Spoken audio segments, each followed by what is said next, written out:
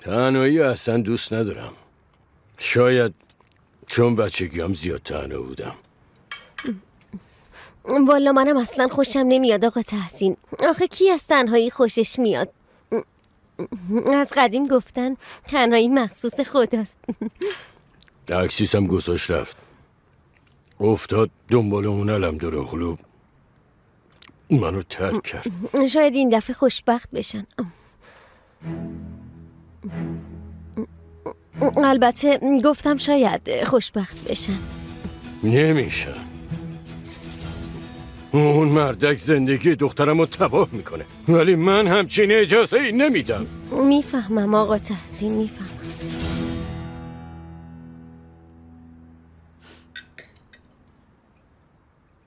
اکسیس چیه؟ اشتها نداری؟ دارم میخورم دیگه. خب تمومش کن، بشقاب دومو بذارم. حالا که 2 نفریم باید به اندازه 2 نفر غذا بخورید. چه خوب شد که اومدی اینجا. حالا دیگه خودم به غذات میرسم عزیزم. خب عروسی کیم؟ شیرین پزار غذاشو بخوره دیگه، مغزشو خوردی. ای بابا چیه کمال؟ آقا پاتریکس و اکسیس با هم من دیگه. بعد 40 سال یه اتفاق خوب افتاده، من خوشحال نشم که خوشحال بشم؟ با هم ازدواج میکنین دیگه نه؟ بستگی به پاتریکس داره. بعضی مسائل هست که باید متقاعد بشم. حتما میشی.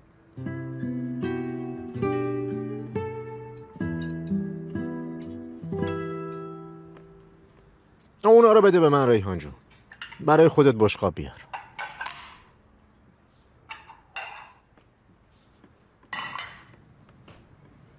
کارهان مگه میشه؟ آره چرا نشه؟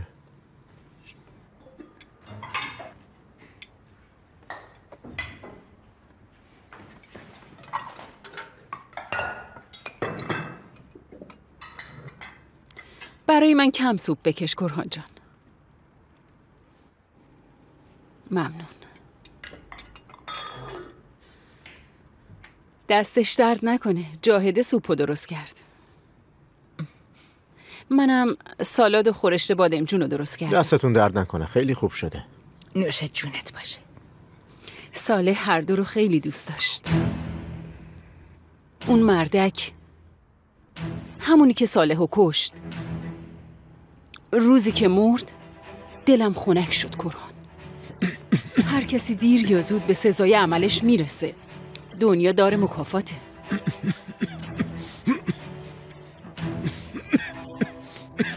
کرهان چی شد؟ کرهان حالت خوبه؟ چی شد؟ بگی.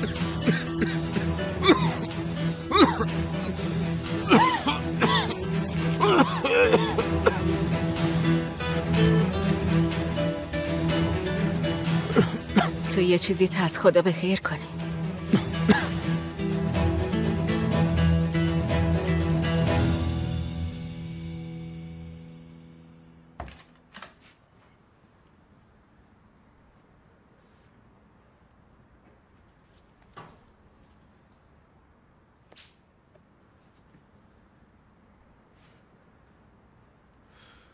خب بالشمو که بردم، پتومم ببرم.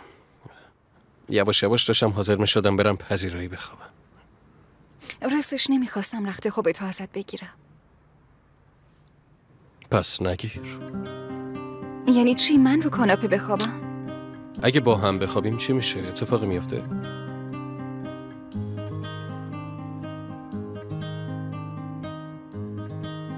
نه اتفاقی نمیفته. خیلی خب پس من اومدم.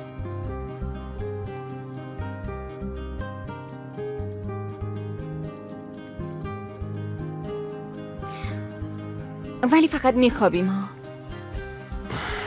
باشه.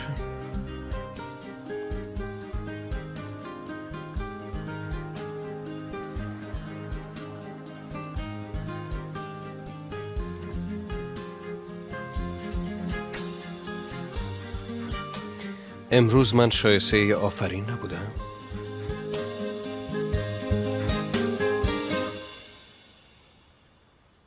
بابت چی؟ چطور بابت چی؟ امروز این همه اتفاق افتاد، هیچ کاری نکردم. ندیدی؟ کاراگاه بازی، تجاوز به حریم خصوصی، آدم دزدی. چرا هیچ کاری نکردم؟ بپرس دیگه. چرا؟ بپرس. چرا؟ چون بهت قول دادم. گفتم تو رو ناامید نمی کنم. آفرین به تو. فکر کردی با یه آفرین خالی راضی میشه؟ چی میخوای؟ بغل.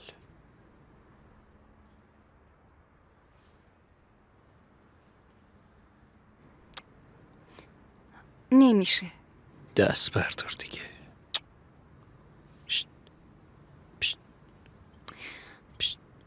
باشه.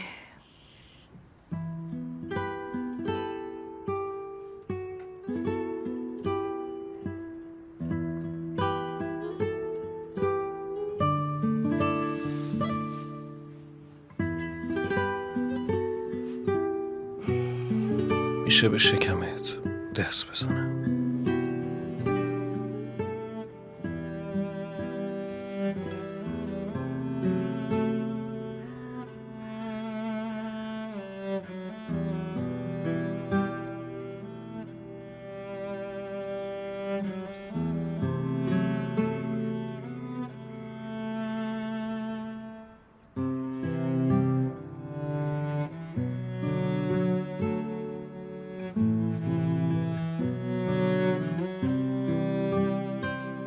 به نظرت پسر میشه یا دختر؟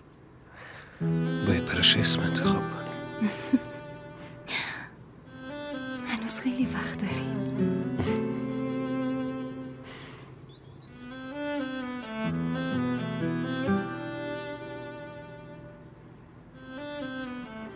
فردا باید بریم دکتر.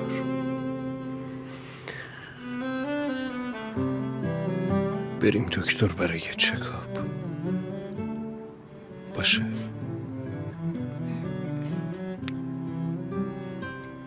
دست نمیزنم.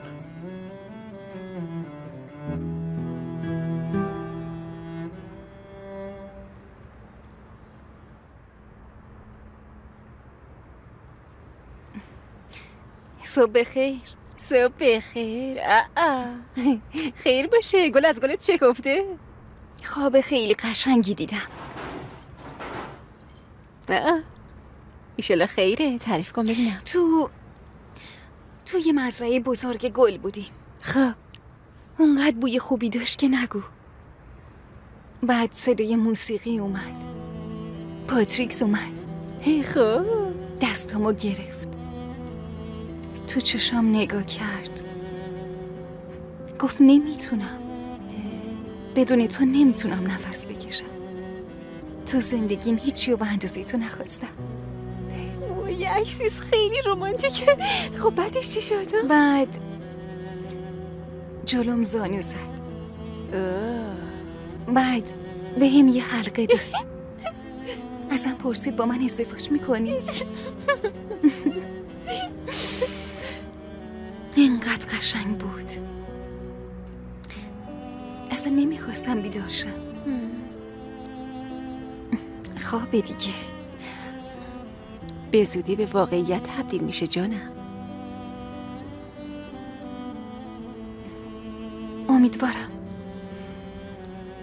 امیدوارم پاتریکس همه چی رو خراب نکنه.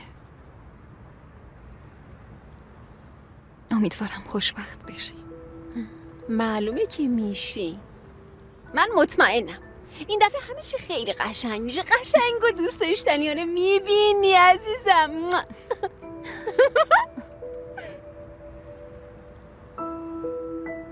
چی شد؟ تونستی وقت دکتر بگیری؟ 10:10. خوبه. پس بیا بریم بیرون. یه جا نگه میداریم، صبحونه میخوریم.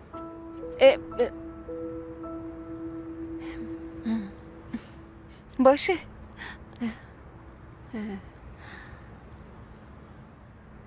چوره چیه؟ خودم میخورم.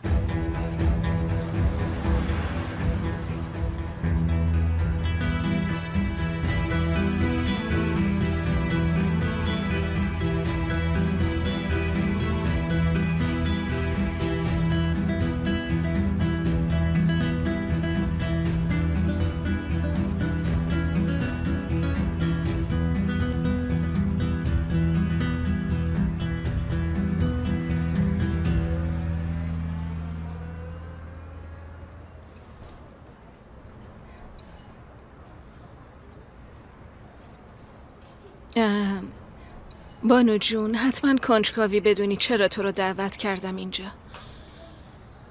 برای همین معطل نمی کنم و وقت تو نمی گیرم. حتما شنیدی بین من و بلند چه اتفاقی افتاده. کاش اینطور نمی شد. از دستش عصبانیم، اما هر چقدرم ازش عصبانی باشم من یه مادرم بانو جون. پسرم هر خطایی ازش سر زده باشه اون فرزند یکی یه دونه منه. خودش متوجه نیست اما من خیلی دوستش دارم. شایدم چون بی پدر بزرگش کردم اینطوری شده. شاید اگه ازدواج می کردم یه پدر داشت احساس امنیت بیشتری می کرد. لطفاً اینطوری فکر نکنین، اینطور نیست. آدمیزاد همیشه خودشو مسئول اشتباهات فرزندش می دونه. میفهمم، ولی به خودتون کم لطفی نکنین. تک و تنها بچه بزرگ کردن خیلی سخته. مطمئن باشین شما رو خیلی خوب درک میکنم. درسته، تو هم یه پسر داری. هنوز فرصت آشنایی پیدا نکردیم اما بلند بهم گفته بود. خدا حفظش کنه. ممنون. بانو جون، منم دقیقاً به همین دلیل بهت زحمت دادم. میدونم بلند بهت پیشنهاد ازدواج داده. بانو جون، نگرانیاتو درک میکنم. به عنوان یه زن تنها که مشکلاتی شبیه تو داشته فقط اینو میتونم بهت بگم که مادر بودن این نیست که خودتو به تنها بودن محکوم کنی. تو برای اینکه یه مو از سر فرزندت کم نشه و قصه نخوره از خودت میگذری و ازدواج نمی کنی. اما بعد سالهای سال میگذره، یه روز جلوت وامیسته و ازت حساب پس میگیره.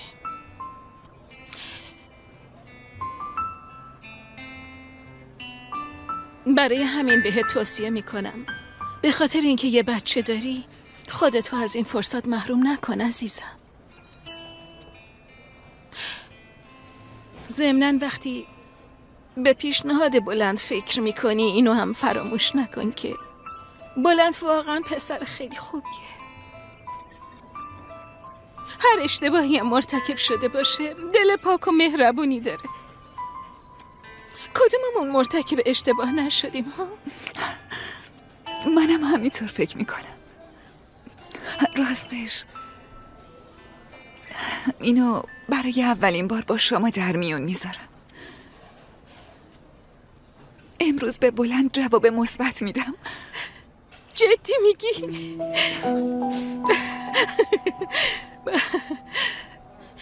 پاشو، میخوام به حالت کنم. پاشو. وای چه خبر خوبی. ببین این دفعه از خوشحالی دارم گریه میکنم. واقعا خیلی خوشحال شدم.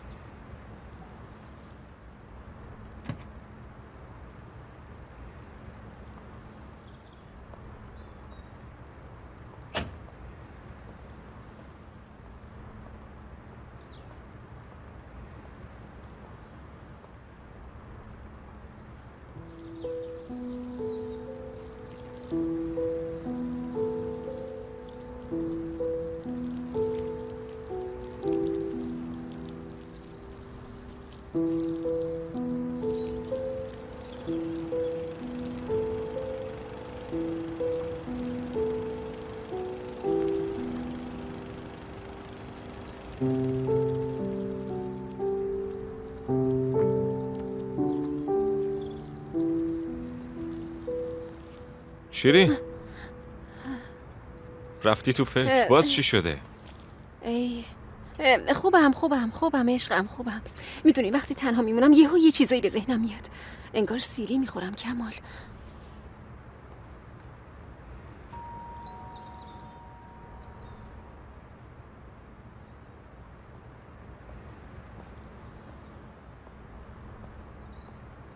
یه آدم نامتعادل شدم کمال. این حرفو نزن. برای منم سخته نمیتونیم هیچ کاری بکنیم. کمال، کاش اون روز که موقعیتشو داشتم تحسین کلوداغو له میکردم و میکشتم. اون موقع به سزای عملش میرسید. چی میگی شیرین؟ دیوونه نشو دختر. دیر یا زود مجازات میشه. تمام کاراش بربلا میشه. کی کمال ها؟ کی؟ یارو با خونسردی تمام زده بابامو کشته. حالا انگار هیچ اتفاقی نیفتاده. داره به زندگیش ادامه میده مردی که. بی خود نگفتن زون پایدار نمیمونه. یه روز میرسه که این آدم تقاص کاراشو پس میده. شیرین کسی نیست؟ شیرین این اینجا چی کار میکنه؟ نمیدونم. اینجایی؟ معلومه کجایی؟ 2 ساعته در میزنم کسی باز نمیکنه. نشنیدیم جاهد خانم، بفرمایید. میخواستم آقا پاتریکس رو ببینم. نیست جانم، نیست، با اکسیس رفته. با اکسیس؟ مگه دوباره با اکسیس آشتی کردن؟ اگه کار مهمی دارین زنگ بزنیم جاهد خانم. نه احتیاجی نیست، بعدن دوباره میام. خسته نباشی. خیلی ممنونم. این زنی که با پاتریکس چی کار داره؟ معلوم میشه. خیلی خوب، کارتو بکن. باشه.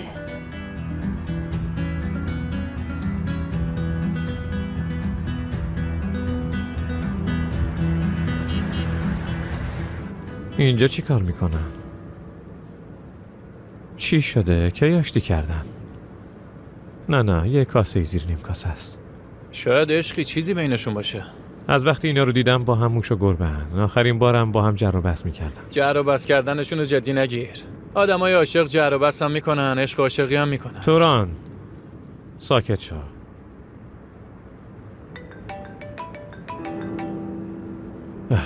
اینم پشت سرم زنگ میزنه. زنگ نزن. جواب بده عدالت، جواب بده.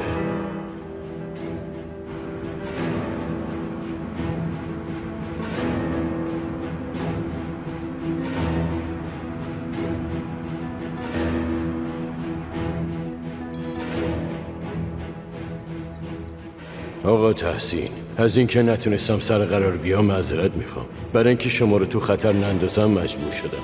جایی که مخفی شدم دیگه امن نیست. تا وقتی یه جای دیگه پیدا کنم اگه خبری از من نگرفتین لطفاً نگران نباشین. آقا تحسین، آقای دادستان اومده، میخواد با شما حرف بزنه. تو پذیرایی منتظره. همینو کم داشتم.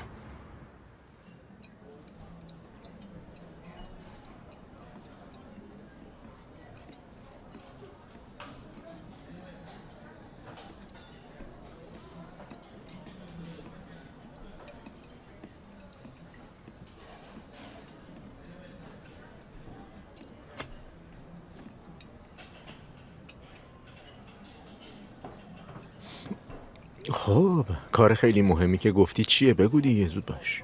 میدونستی مگه نه؟ برای همین دیشب موقع شام غذا پرید تو گلوت. چی رو میدونستم؟ چی داری میگی جاهده؟ این که آقا صالح و بابا تحسین کشته. نفاش بابا، کی همچین چیزی رو بهت گفته ها؟ حقیقت داره مگه نه؟ تو از کجا میدونی؟ اتفاقی وقتی شیرین و کمال حرف میزدن شنیدم. ظاهرا بابا تحسین یه راهی برای خلاص شدن پیدا کرده. اینطور به نظر میاد. اصلا تعجب نکردم. ببین جاهده، هیچ کس نباید اینو بفهمه، شنیدی؟ اگه ریحان بشنوه زن بیچاره سکته میکنه. دستت درد نکنه کران. من هیچ کاری نمی کنم که به تو و خانواده تو آسیب بزنه. واقعا متاسفم همچین موضوعی رو بهم نگفتی. خودت هم میدونی من چقدر آدم رازداریم. چقدر تشنمه.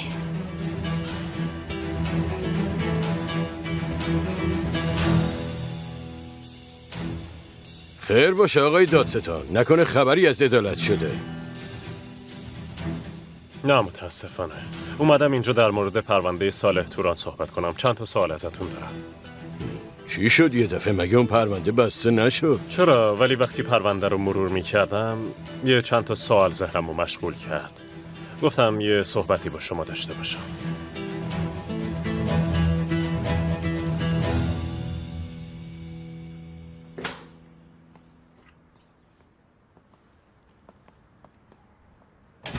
خسته نباشی. سلام. سلامت باشین.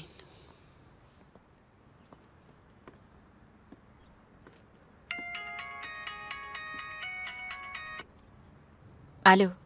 کجایی دختر؟ چرا نیومدی؟ میخواستی با آقا تحسین حرف بزنی؟ از صبح منتظر تو هم. اومدم، وارد خونه نشدم. یه فکر دیگه ای تو سرمه. اوه. چرا؟ نکنه با بلند داشتی کردی جاهل؟ اصلا هرگز. اون خائن باید تقاص کارشو پس بده. از دست بابا تحسینم خیلی دلخورم. حرفمو باور نکرد. خب اگه فایلو میدادی گوش کنه الان باور میکرد. اونم وقتی بفهمه میگه کاملا حق با جاهده بود. نمیفهمم. خب حالا میخوای چیکار کنی ها؟ میرم پیش پاتریکس، فایلا رو میدم به اون. پاتریکس هم از بلند حساب پس میگیره. آفرین به تو دختر. هر دفعه منو کاملا شگفت زده میکنی. آفرین به تو جاهده. آفرین. چی فکر کردی؟ بلند خودشم نمیفهمه از کجا خورده. خیلی خوب عزیزم، من بعداً بهت زنگ میزنم. ریحان تو اینجا چی کار میکنی؟ حرفای منو گوش میکنی؟ نه، اینجا رو تمیز میکنم. برو اون طرف.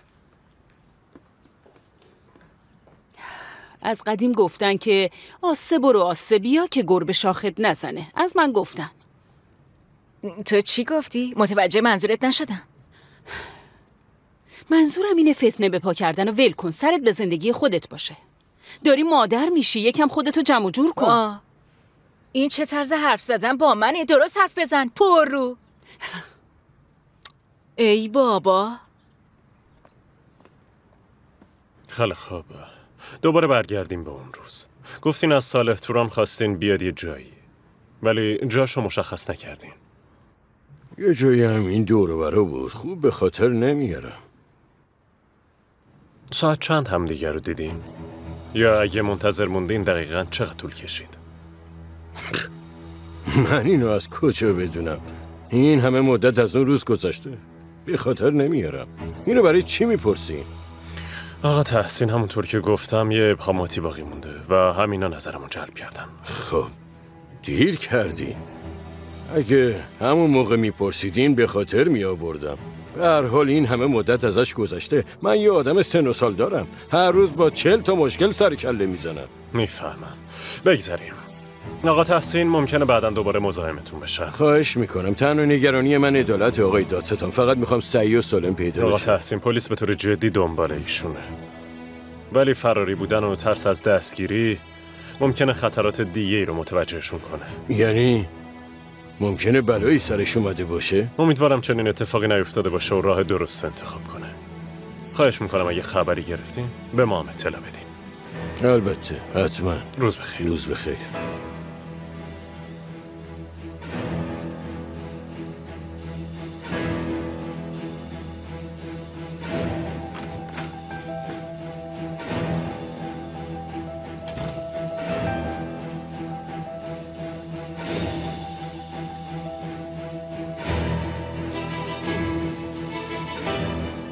مشترک مورد نظر در دسترس نمی باشد. لطفاً بعداً شماره گیری بفرمایید.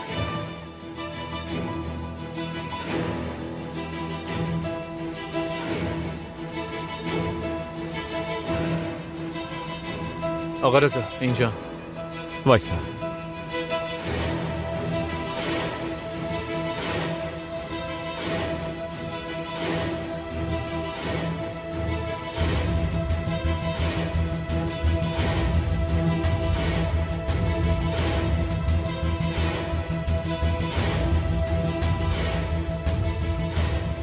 تاکسی شامل است.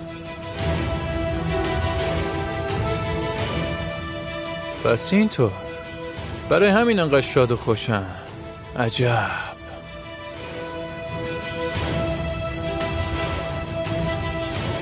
را بیافت.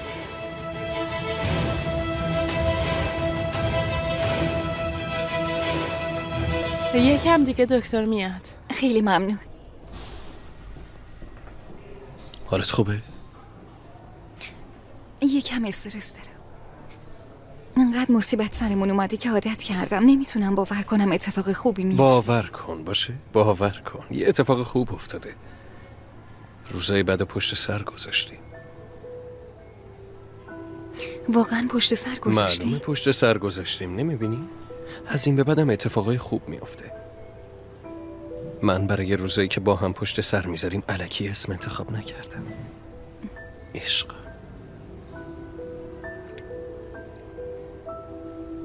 سلام اکسیس خانوم. سلام. شما هم باید پدر بچه باشین. بله. خب ببینیم حال بچه چطوره؟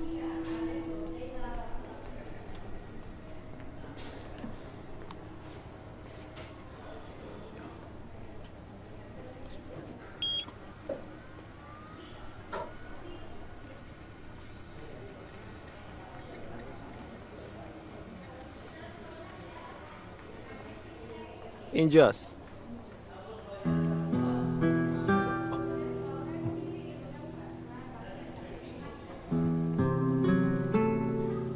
ببینید سرش، پاهاش.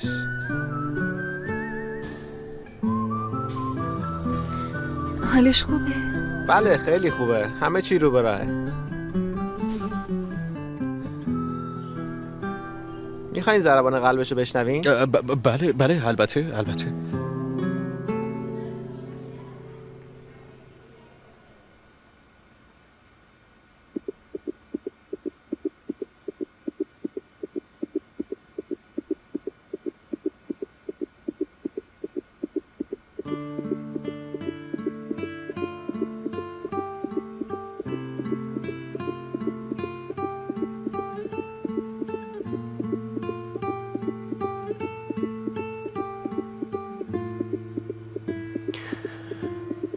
من الان خوشبخت‌ترین آدم دنیام، خوشبخت‌ترین مرد دنیام. تو منو خیلی خوشحال کردی اکسیس.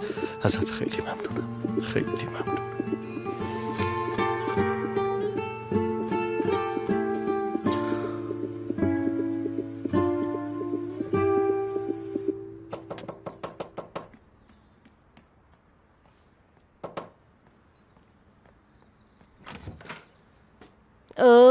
شریک خوش اومدی.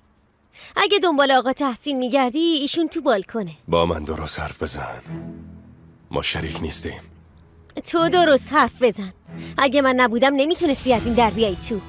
اگه تحسین کلوداخ تو رود نگاه میکنه به لطف منه، میفهمی؟ آره؟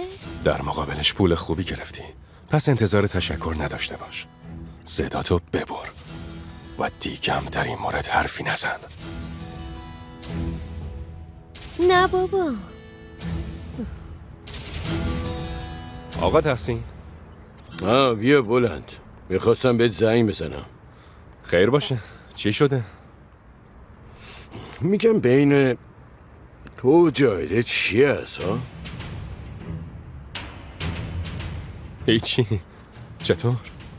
پس برای چی اومده اینجا میگه بلند میخواست تو رو بکشه، تو رو آتیش بزنه؟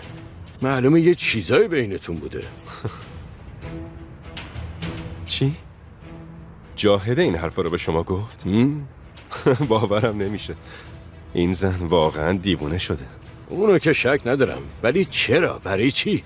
خب معلومه، چون بهتون خیانت نکردم، اونو دور زدم. به خیال خودش میخواد انتقام بگیره. اون قضیه نتونست هضم کنه. وقتی به جای شکار کردن شکار شد، افتاد دنبال اینجور تهمت زدن. ولی من نشونش میدم. وایسا، لازم نیست کاری بکنی، من جوابشو دادم. آقا تحسین مگه میشه؟ باید جلوشو بگیرم، وگرنه میخواد با تهمت و دروغاش به هم ضربه بزنه. اونم درست وقتی میخوام تو زندگیم یه قدم خیلی بزرگ بردارم. چه قدمی برمیداری؟ به زودی ازدواج میکنم. یعنی ایشالله. غلط میکنی. نتونستی با اکسیس ازدواج کنی، دخترمو دادی دست اون کثافت. اگه اون دوتا یه بار دیگه ازدواج کنن اصلا تعجب نمی کنن. از پس یه کار نمیتونین بر بیاین. لشکر شکست خورده ها. ولی قضیه اینجا تموم نمیشه. به اون پاتریکس نشون میدم از اینکه دخترم ازم گرفت پشیمون میشه.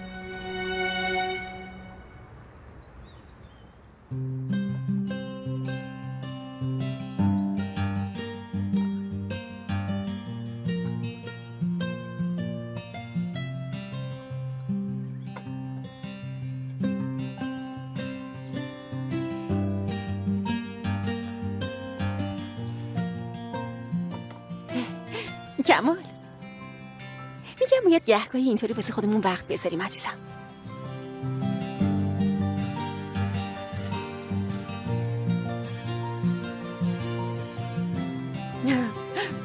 باید از اینطور فرصت ها برای تجدید روابطمون استفاده کنیم. نه؟ آها کمان انگار تلویزیون بیشتر از من دوست داری یا؟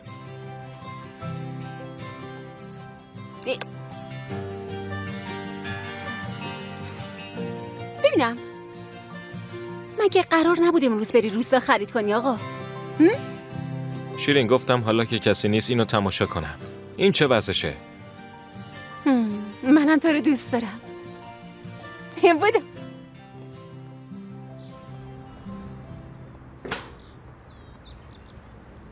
جاهد خانم تو رو خدا بگو پاتریکس اومده.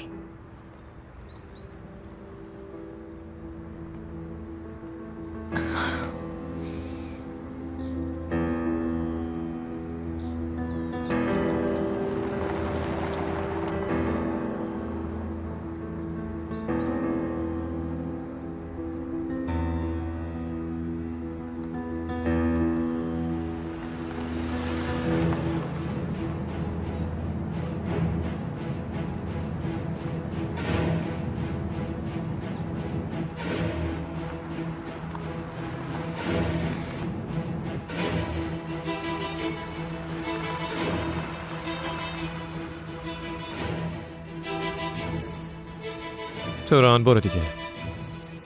تا در خونهشون رسیدیم متوجه میشن. خب چه بهتر، بذار متوجه بشن. برو زود برو. میخوای کتک بخوری؟ آره دقیقاً. دفعه پیش احمق بودم شکایت نکردم. این دفعه از پزشک قانونی گزارش میگیرم میرم پیش دادستانی. پاتریکس هم مستقیم میره هولفتونی. زود باش.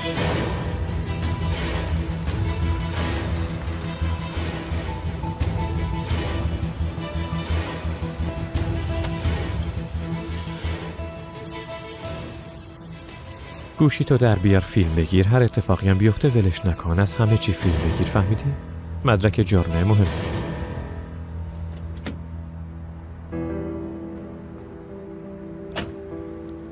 دیوونه روانی.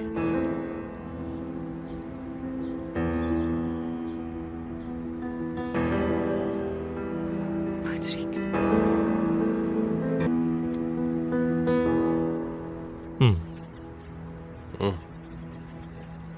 چیه؟ یه خوش آمد نمیگی؟ من شما رو مهمون نواز میدونستم. اومدن تو به اینجا قدغنه. زود از اینجا گم شو برو وگرنه چی علم دروغلو؟ ها؟ بازم کتک میزنی؟ اینو میخوای بگی؟ ببین رضا، زخمات تازه است پسر، هنوز خوب نشده. تنت نخاره. تنم نخوره؟ بخاره چی میشه؟ میخارونی واسه؟ بیا بخارون. بیا بریم با این دهن به دهن نشو. زود باش بیا بریم خونه. دست درد نکنه اکسیس. دلخورم میکنی. این حرفا چیه؟ این نگاه از بالا به پایینتون به همه قیافه گرفتنتون آدمو اذیت میکنه. اکسیس تو برو تو. نه با هم میریم. این اومده دردسر درست کنه. تا نندازمش بیرون نمیشه. برو. پاتریکس قولیو که بهم دادی فراموش نکن. هیچیو فراموش نکردم. برو تو. فهمیدم. پاتریکس دیگه تصمیم گرفته سر به راه بشه چون علم داروغلوی کوچیک تو راهه. نه؟ تو از کجا میدونی؟ نمیدونم، فقط حدس میزنم. امروز رفتین دکتر؟ آره؟ تو ما رو تعقیب میکنی مرتیکه؟ دقیقا همینطوره. پاتریکس دارم بازیت میدم. اونجا رو برش کن.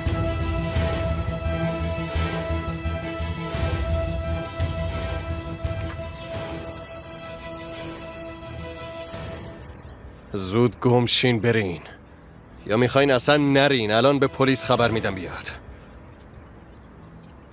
چیه علم داروغلو؟ ترسیدی؟ منو باش فکر میکردم شجاعی.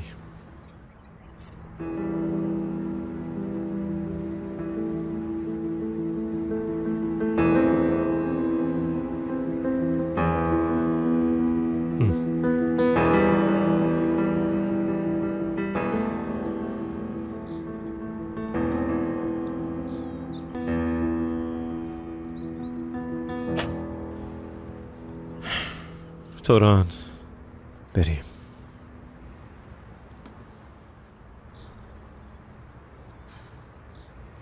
میگم کی میان؟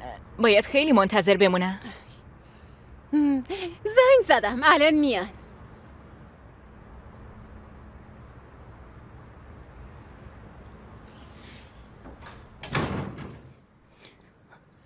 رفتن؟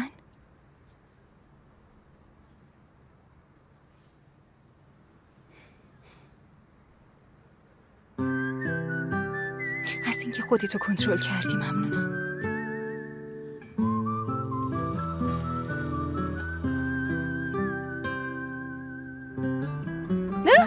اومدن. خیر باشه، میخواستی منو ببینی. چی شده؟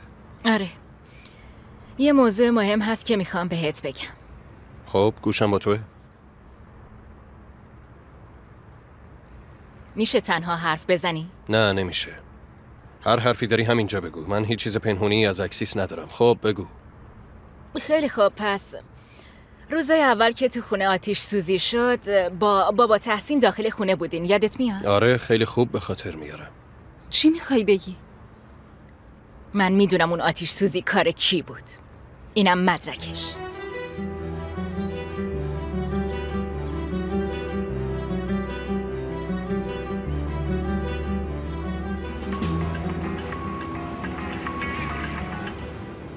منم میخواستم بهت زنگ بزنم. دل به دل راه داره. دقیقاً همینطوره. کجایی؟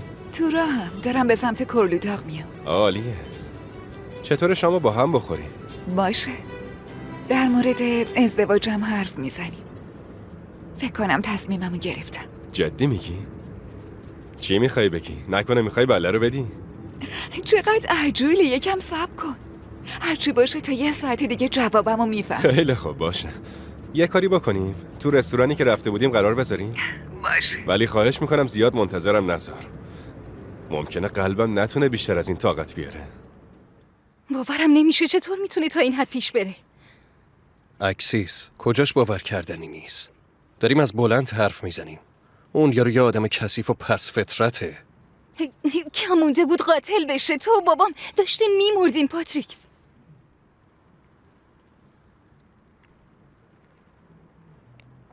میخوای چی کار کنی؟ راستش تو این فکرم برم بزنم دک و پوزشو بیارم پایین، اما این کارو نمی کنم. نه این کارو نمی کنم. کاری که تو کردی و میکنم. میدونی چی کار میکنم؟ تصمیمو به یه نفر که خیلی بهش نزدیکه واگذار میکنم.